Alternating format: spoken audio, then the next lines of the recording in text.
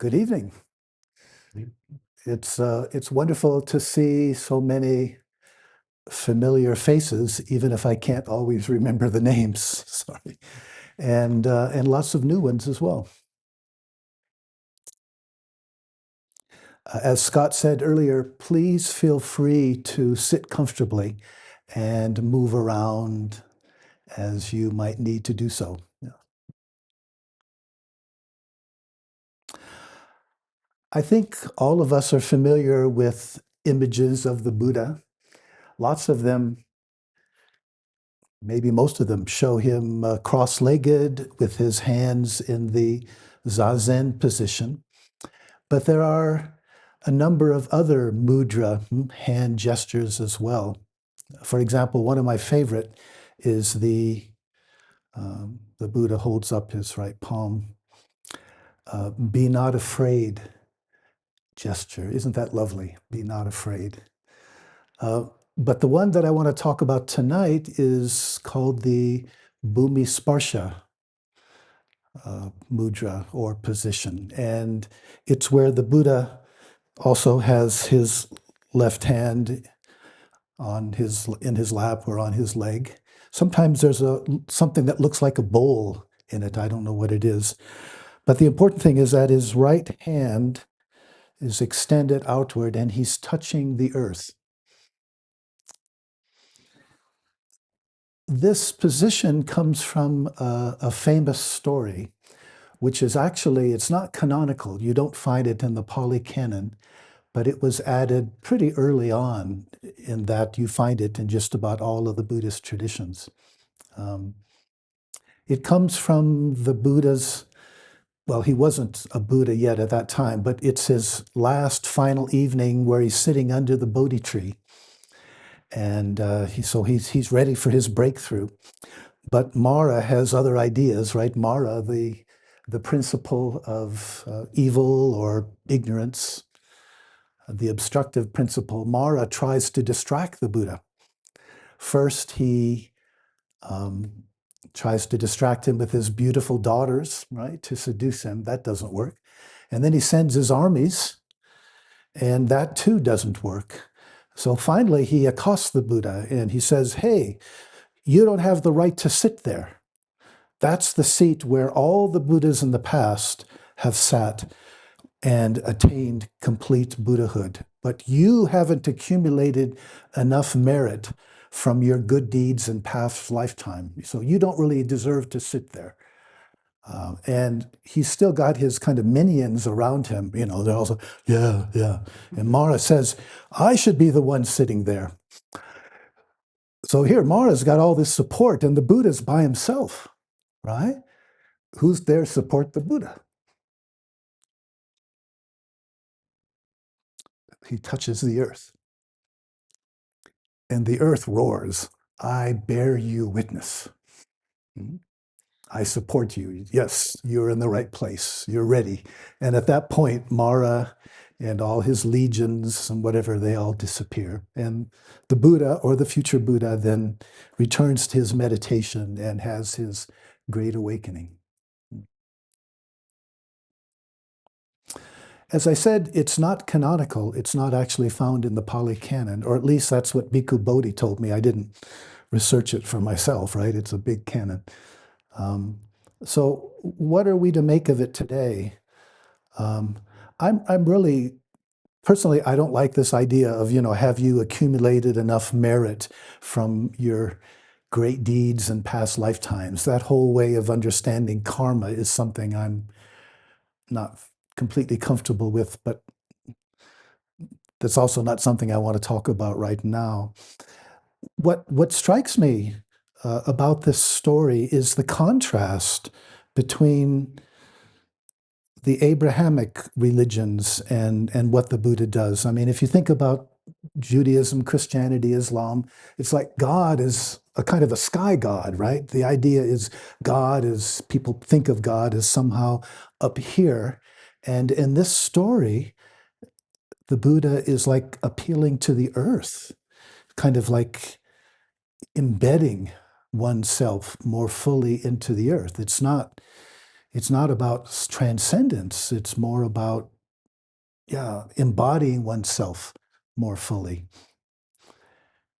But I wonder too if we can maybe push it even a bit further in response to this old problem in Buddhism.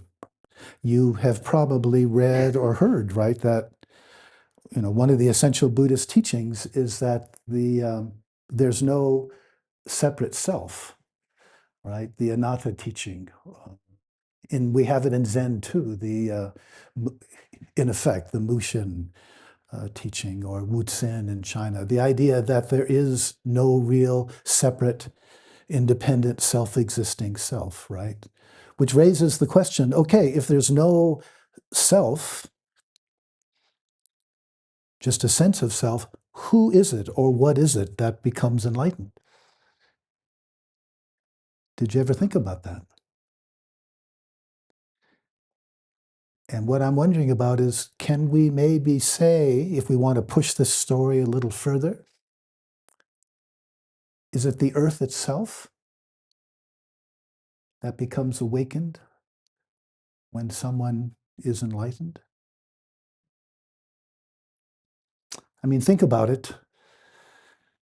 When the Buddha touches the earth, there's this body made of certain elements, right?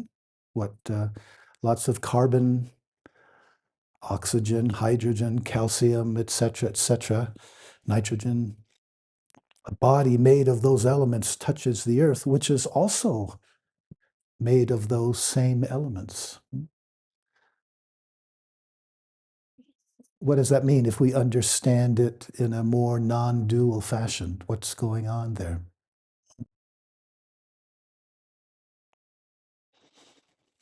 Given what we now know about biology, DNA, and the evolution of all life on Earth from a single-celled ancestor, right?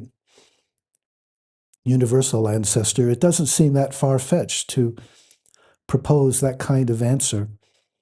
In which case, touching the earth is a really powerful, evocative symbol, metaphor for realizing our true nature, realizing our non-duality with the earth. And again, a very noticeable contrast with the preoccupation in so many other traditions with escaping, transcending this world. To quote Joseph Campbell, if you will think of ourselves as coming out of the earth, rather than having been thrown in here from somewhere else, you see that we are the earth. We are the consciousness of the earth. Maybe we can say we are the earth become conscious, self-conscious. These are the eyes of the earth. And this is the voice of the earth.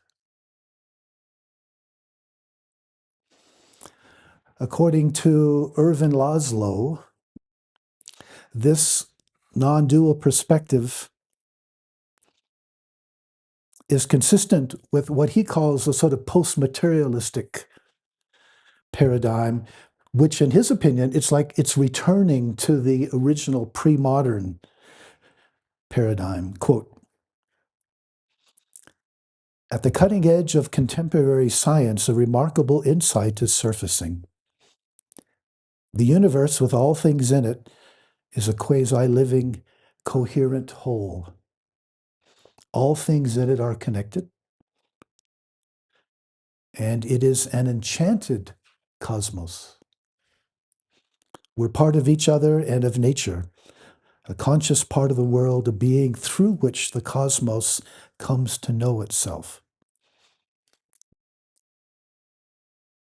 And then he says, we are at home in the universe. How wonderful. Again, such a contrast to the preoccupation with post-mortem transcendence, going somewhere better, right? How wonderful to be at home with the universe.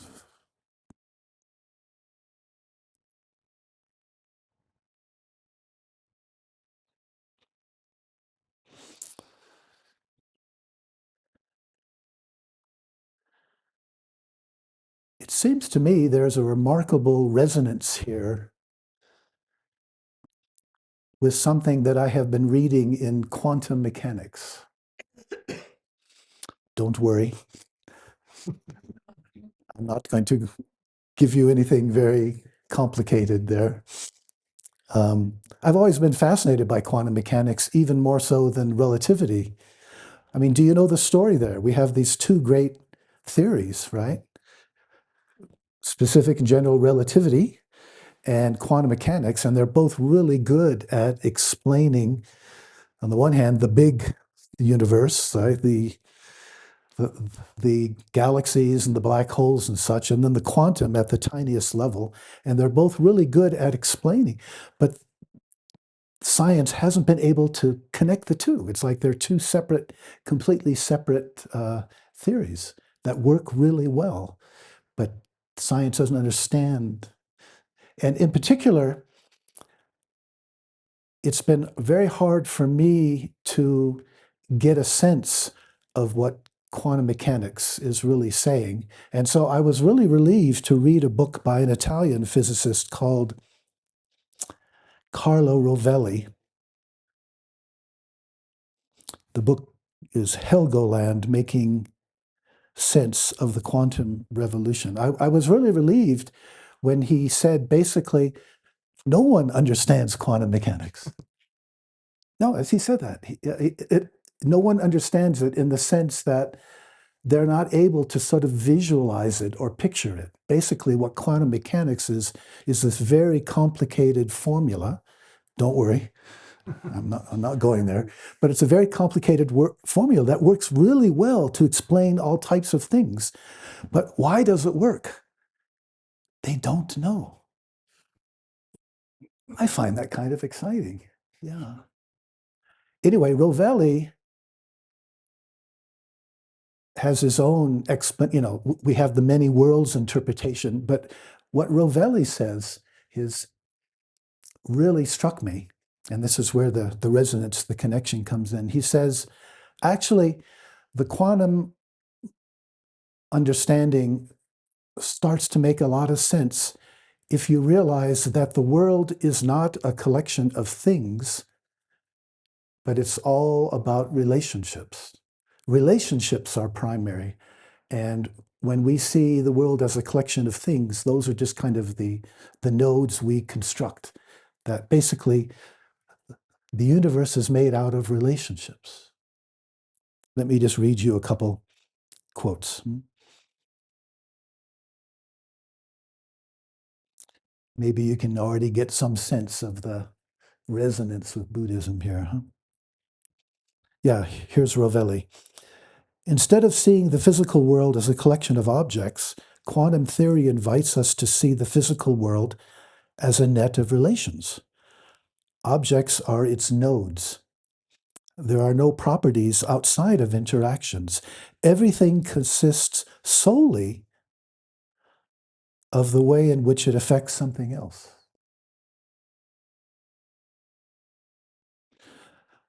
A real total turnaround from the way we normally see things, right? We normally see the world as a collection of separate things that occasionally interact with each other, influence, affect each other. And he's turning that upside down. He's saying basically relationships are primary. When we see the world as a collection of things, that's because of the way our mind is sort of reifying them.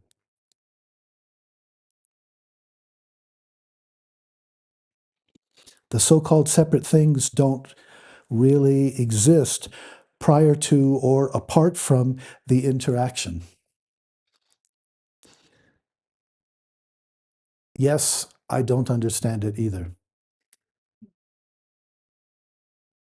But I can see the connection with Buddhism. To continue Rovelli a bit more. The quantum world is made up of happenings, discontinuous events without permanence. Every interaction is an event. The quantum world is a world of perspectives, manifestations, not of entities with definite properties. The world becomes a perspectival game, a play of mirrors that exist only as reflections of and in each other. Those are all quotes from Rovelli. And this, just as I was reading that, and I was starting to think, wow, this sounds like Nagarjuna, right? Who, for me, is the second most important person in the whole of the Buddhist tradition after the Buddha. Um, Certainly the greatest philosopher. I'm starting to think this is sounding like Nagarjuna. And I turn the page and he starts talking about Nagarjuna, which you don't normally expect in a book on quantum mechanics, right?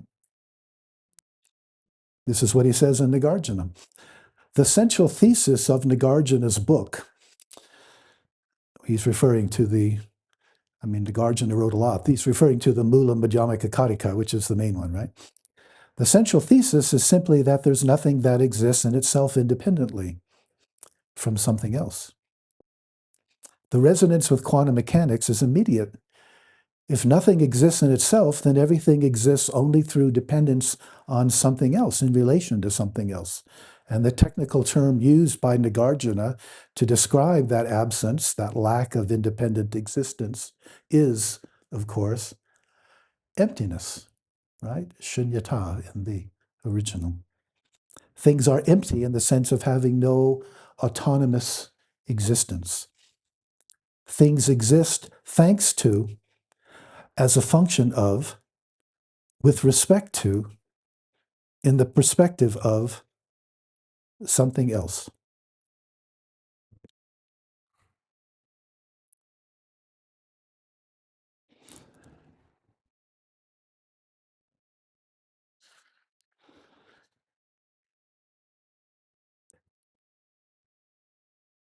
And that includes you and me and each one of us.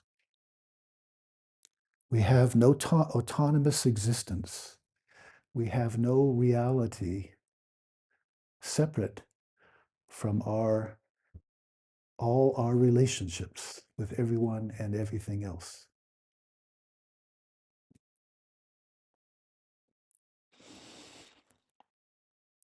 We can say that the I don't mean physical I, the the sense of self, right?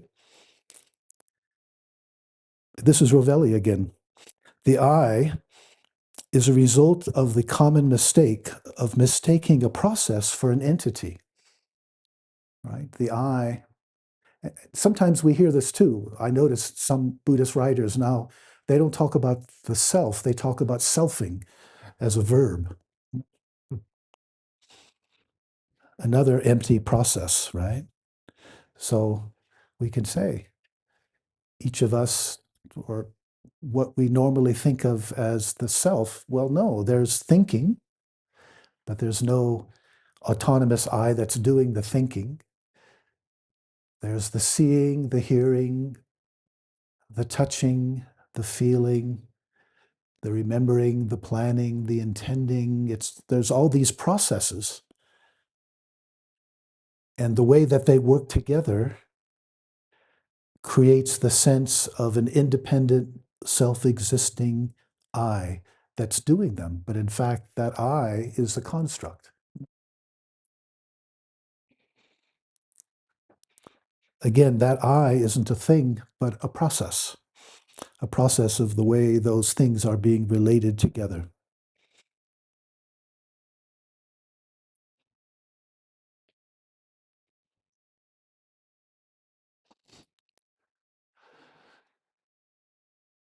I often talk about this in terms of our sense of lack, that because the usual sense of self um, doesn't have any autonomous reality, it is inherently insecure. And we normally experience that as a sense of something isn't quite right, something isn't missing, something is missing. Um, I'm not good enough. We don't feel real enough. And then we become preoccupied with what I call these lack projects. If only I had enough money, if only I were famous enough, or powerful enough, or if I were beautiful enough, or sexy enough, or whatever, then I would feel secure, right? the sad trap of trying to fill up a bottomless pit because we're misunderstanding the fundamental problem. We're trying to fill up a bottomless void that can't be filled up rather than realizing its true nature, which is what our Zen practice is about.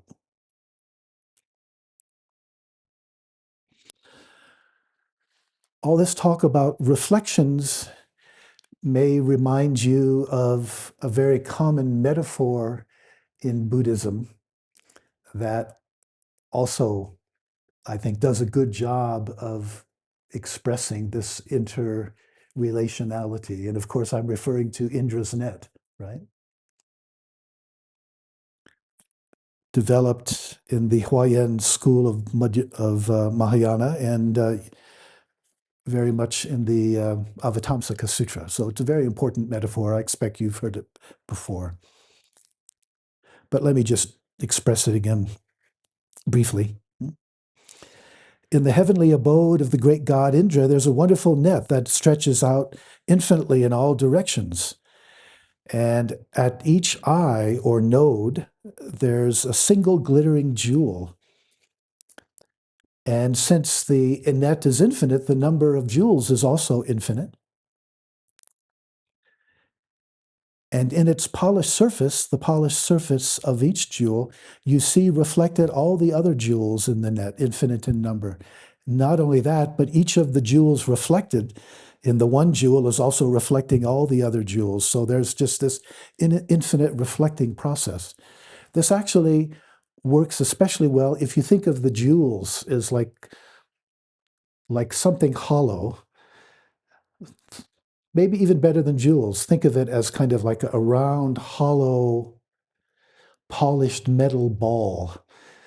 And each of those balls is reflected on all the other balls. And if you have, I think you need a microscope, but if you look really closely at any of those reflections, you could see that those reflections, each of those reflections is reflecting all the other reflections. So it's this infinitely repeated interrelationship among all the members of the cosmos, one of simultaneous mutual identity and intercausality. You can say every reflection, every node is both the cause and the effect. But again, the modes aren't individuals, they're just places where the relationships come together.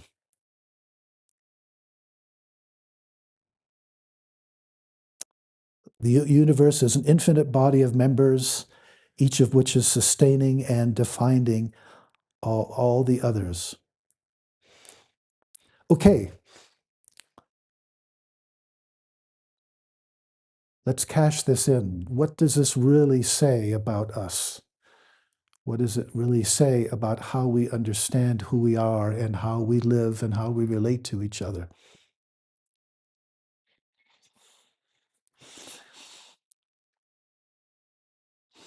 If you and I, if each of us is nothing more than the totality of my relationships,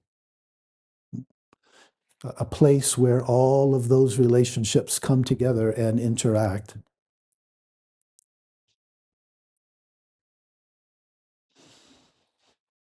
And if there's no I that has them, whose relationships are they? Again, we normally think of like, okay, the cup is mine. Oh, I have all these relationships, but wait a minute. The whole point of this is no, there's no I that has the relationships. There's just the relationships. So what's going on here? We can't use the usual possessive language about I am yours and just relationships. How do we understand the relationships? It's important to realize, of course, that our own bodily relationships and our relationships with each other, right? These are only possible because of all the relationships with the minerals, all the atoms, right? Again, the oxygen, the hydrogen, the calcium, the nitrogen, etc.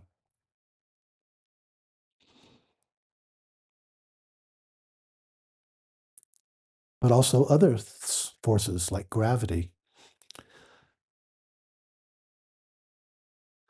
But when we put all that together, remembering that that applies to the body of the Buddha, and to all of us, and to the body of the earth,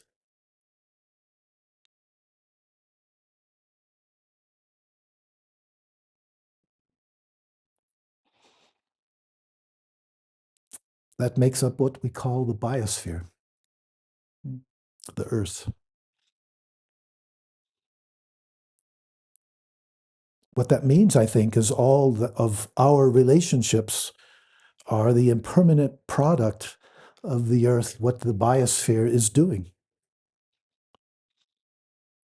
We think that we have relationships, but that's never been the case, because your sense of separate self, my sense of separate self, has always been this ever-changing manifestation, expression, and the best way we can explain it, I think, is to say, instead of this sense of self, which is a product of the relationships, when we get fundamentally down to the relationships, as it were, the quantum relationships, it's all ever-changing manifestations and expressions of the earth.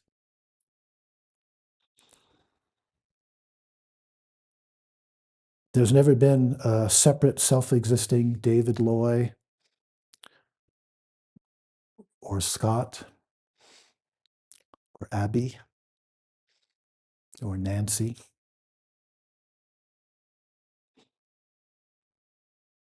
What did Dogen say? Dogen Zenji, one of our founders, right? Quote, "The entire world of the 10 directions is nothing but the true human body." So again, going back, touching our true human body. Our practice is about letting go, not about transcending this world, but transcending our usual ways of experiencing it, including our usual ways of experiencing ourselves. Which points to another famous statement by Dogen. Does this help us understand that great quotation that we're all familiar with? The quotation that, according to the story, prompted the great awakening of Yamada Koen Roshi. Dogen traditionally exclaimed after his own awakening, quote, "I came to realize clearly that mind, heart mind, is not our sense of mind as something separate from body. It's really true nature, huh? Mind is nothing other than mountains and rivers and the great wide earth, the sun and the moon and the stars. The delusion of a self that's separate from the rest of the world evaporates as we realize our non-duality with it."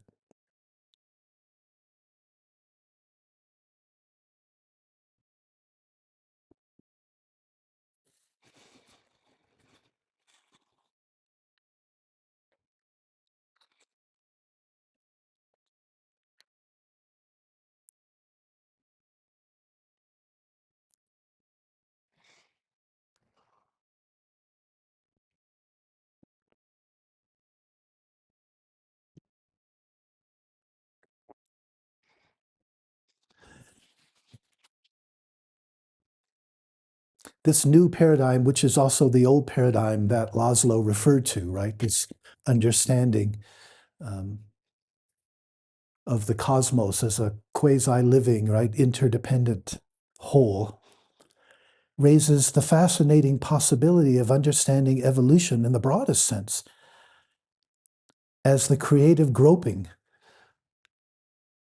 of a self-organizing cosmos that is coming to know itself, that is becoming self-aware, that is becoming self-conscious. Is that what enlightenment is all about? In the universe story, Thomas Berry and Brian Swim make this point very poetically, right? By bringing forth the planet Earth and its living forms and its human intelligence, the universe has found, as far as we know, its most elaborate manifestation of its deepest mystery. Here in the human mode, the universe reflects on and celebrates itself in a unique mode of conscious self-awareness. In other words, to become self-aware, to wake up, is that to realize that each of us is what the whole universe, our true body, is doing right here and now.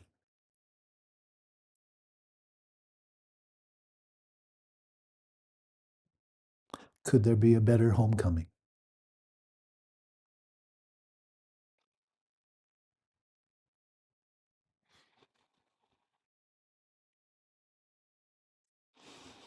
But that homecoming comes with a challenge, and that brings us to eco-dharma, really. For a long time, I've been struck between the parallel between our individual sense of separation, the delusion of a self inside that feels separate from others and the rest of the world outside, parallel between that and our collective alienation, the alienation of our species, of our no global civilization, which feels separate, right, from the rest of the earth, which seems to be the source of the ecological crisis.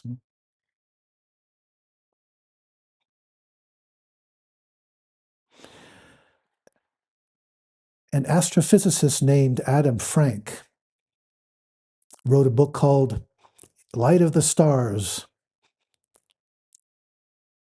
Alien Worlds and the Fate of the Earth,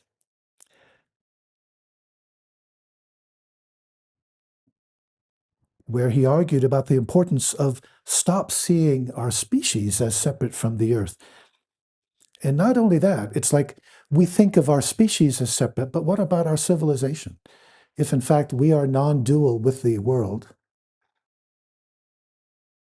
so often we think of like our now modern self-destructive civilization, we think of that as, like a cancer on the earth.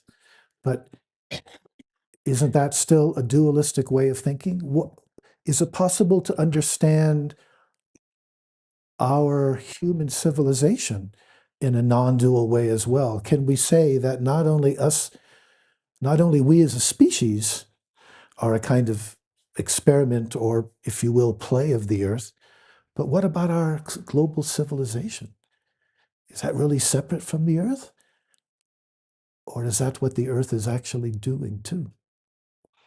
This is what he says. All civilizations are expressions of their planet's evolutionary history. Our project of civilization is just one consequence of the Earth's history, not its future master. Every civilization must be seen as a new form of biospheric activity arising within the planet's own history of evolution. Sustainable civilizations don't rise above the biosphere, but must in some way enter into a long cooperative relationship. Our project of civilization must become a way for the planet to think, to decide, and to guide its own future. We must become the agent by which the earth wakes up to itself. So can we stop thinking of our civilization as a cancer, as something separate, and understand our civilization and our predicament that we're now in as what the earth, what the biosphere has created?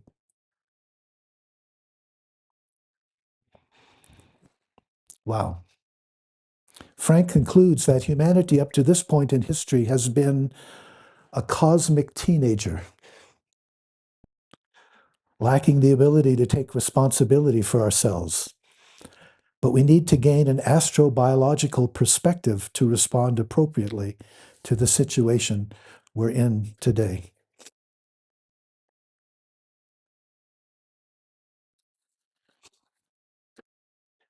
Again, quoting him, and he's on to something important here, I think.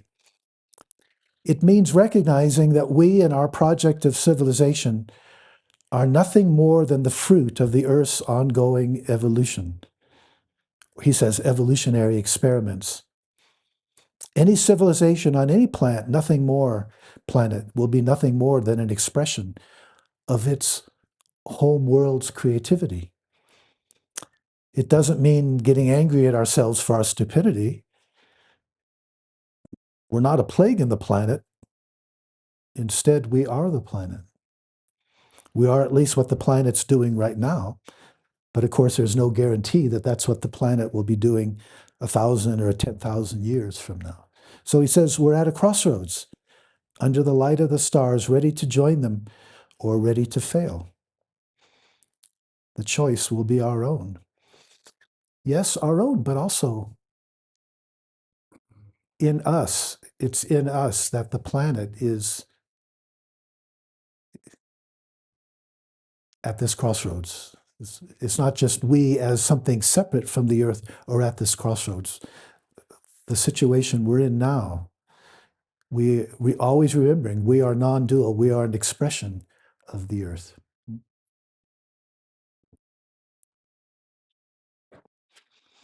In which case we need what Thich Nhat Hanh called a collective awakening.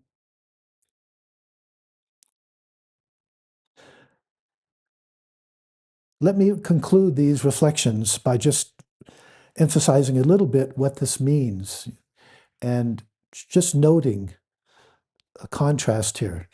When we look back at the old archaic civilizations, the first big agrarian civilizations, it's interesting how they all understood that humans had an important role to play in keeping the cosmos working. That's why sacrifices and rituals were so important. That was part of our role, right? In the modern era, of course, our materialistic era, we no longer believe we have any such spiritual function, right?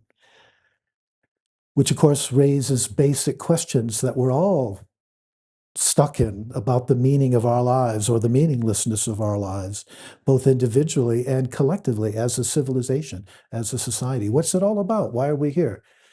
Is it just to try to enjoy ourselves while we can, if we can, as long as we can?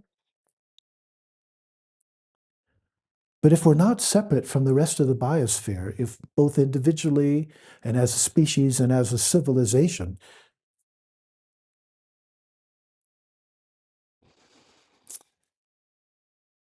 if we're not rest separate from the earth, that implies a role for us, doesn't it? It implies a meaning.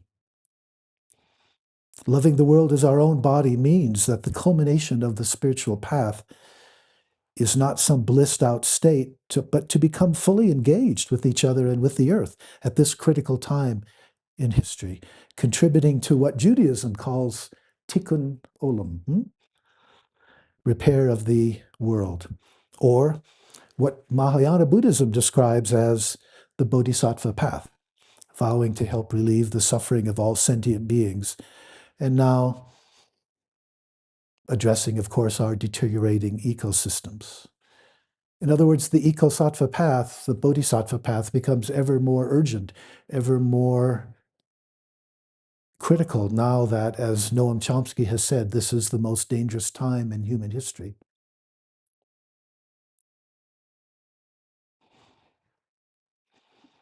That's the question we're left with. Why are we here? Given our non-duality with each other, with our civilization, and ultimately with the earth, can we say we are here to cherish and take care of the biosphere, our larger body?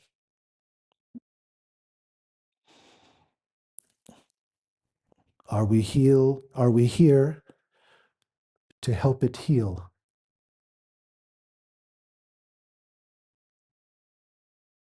And in that healing, will we also find our own healing?